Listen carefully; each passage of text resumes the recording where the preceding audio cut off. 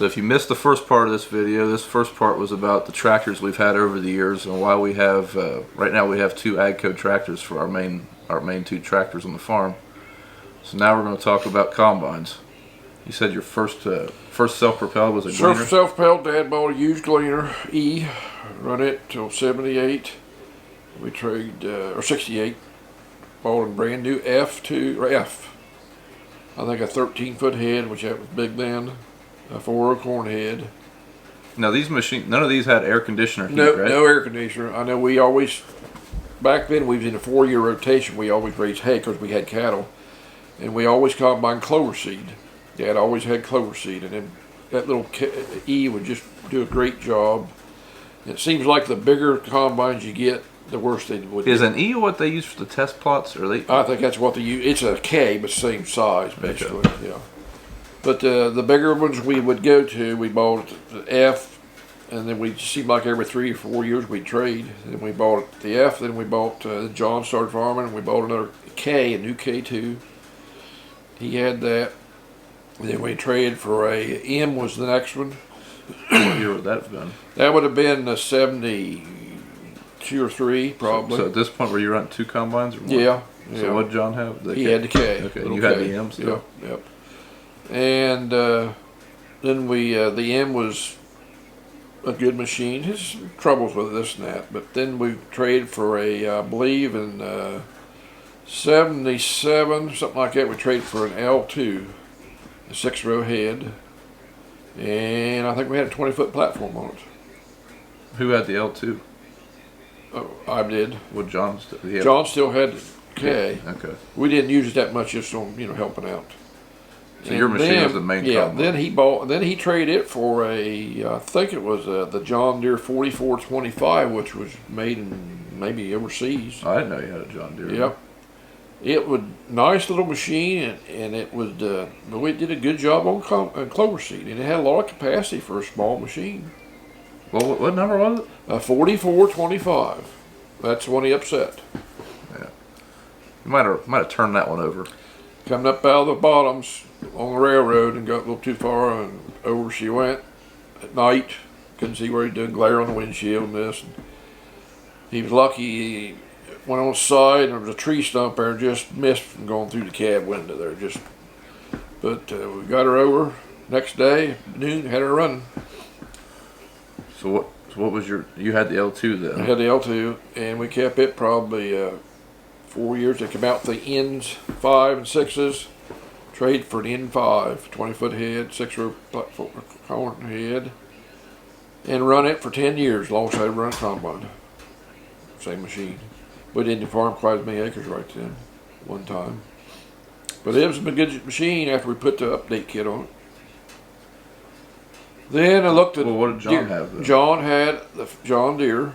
How long did he keep it? Oh, it wore awful bad. It didn't hold up. And he traded, I think, somebody for an M2, used M2, was his next one. And then we traded, Deere come out with the new 9500s, and we looked at one. I bought a year-old one, and that was the first of the John Deere combines. So you traded your M5? Yep, that was last of the gleaners. John kept the M for several years, and he traded for, then he got a 9500. What we did back then was we farmed several acres. So would this have been early 90s? Early 90s. Back then you could, combines, we was rolling them. I'd buy a new one and keep one. You'd keep yours and get rid of John's. Yeah, Trade John's. and every year we would roll them like that. So we had a new machine every year, but one of them was a year old. But it started out like $15,000 and just went up $20,000, and I think we quit when it got to 30. And now we just. So you had the 95. Then what was? I had I don't know how many 95s I had traded every year. So you had a 9600 too. When they come out with the first rotors, 9650s, I traded for I think a year old one. Yeah, okay. And so you never had a 9600. No. Okay. No, we need one of us. And I run it, and I don't know how many years I run it. Several years. We had the 9660 was the last Deere you had. I think it was 9650, maybe then 9660. It had 2 rotors, I think. Then John bought a 9550. The 9660 had 2 rotors? No, I had 2 rotor Oh, machines. okay. John had traded for a 9550-year-old one. And that's what he had when he passed. Then whenever it was, Well, that combine was a 2006, but I think you bought it in 05. my cat, Yeah. I bought it whenever when we went to. They brought one down to demo like a year before, and maybe it was 2 years before that. We never did anything. The dealer, couldn't keep any salesmen. It seemed like. Well, at that point, they didn't have a store very close. No, The closest no. store was in Columbus. They were just starting to sell. But a couple of years they brought one down. I had a good salesman, and he today he's running the John Deere dealer manager. But anyway, he sold us on it. And, that was a 570 Lexion. it was a 5. Well, they brought down a 560, but didn't they? No, it was a smaller one. Yeah, 560 class. Okay, 560. Yeah. Well, what brought you to them over John Deere? Or what did you see the main difference?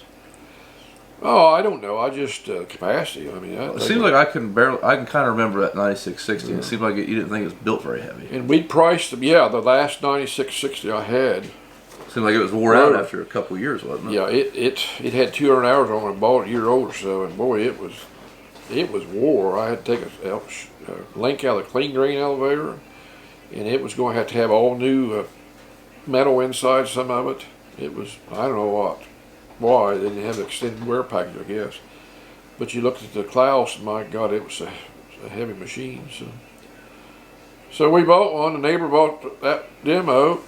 They sold 4 of them in this county that year, I think. Yeah, and I think All John Deere owners. And I think there's like 7 in this county today. Maybe more. I don't know. But I like the Challenger. I ain't saying I never trade. You mean something else Lexion? or Lexion. But that was the first Lexion, and then every 3 years he was rolling a Lexion. Before we got 1,000 hours, is the magic number. It seemed like you get 1,000 hours, Now, they really depreciate. But now, when my uncle passed away from 2009, he got sick and he didn't really harvest that year that he passed. So from 2009 till just last year, we were just running one Lexion. His wife sold his combine, and we just ran the one till recently. And the next combine was another 570 in 2009. Kept that one for 3 years, and then you had the first 740 in 2011, I think. yep. And then 2015, he got the combine he has now, which there was quite a big upgrade from the first 740, wasn't it? This 740 we got now is a lot more machine. It's got the bigger engine of C9 or C13. The other one has C9 on it. Yeah, let's go back to What'd we miss? memory card filled up on us. Dad's been talking too long, but I think we were talking about the first 740, how it was a C9, and the second one is a C13. There's a lot more horsepower in there. Capacity-wise, they're the same, weren't they? Same capacity. Everything is same. Just Had a different cooling system. maybe one belt might be a little heavier, but it's more like a 750, and I don't know why they make the 750.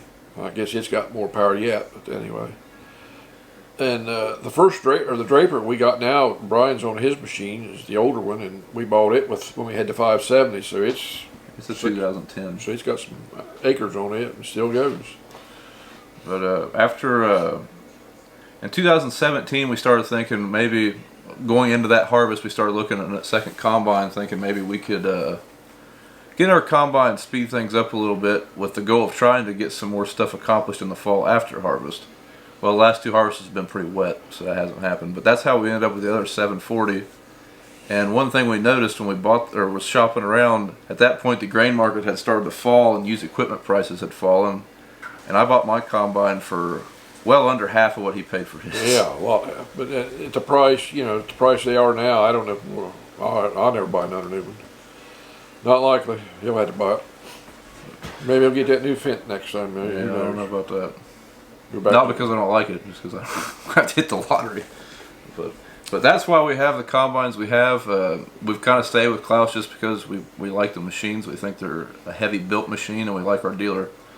I'm not going to say we'd never have another combine, a different brand, but I mean they've treated us real well. We haven't had any issues with them, any major things, and haven't seen any reason to trade from a different brand. So that's why we have what we have, and that's a little bit of history on the equipment we've had over the years. Thanks for watching.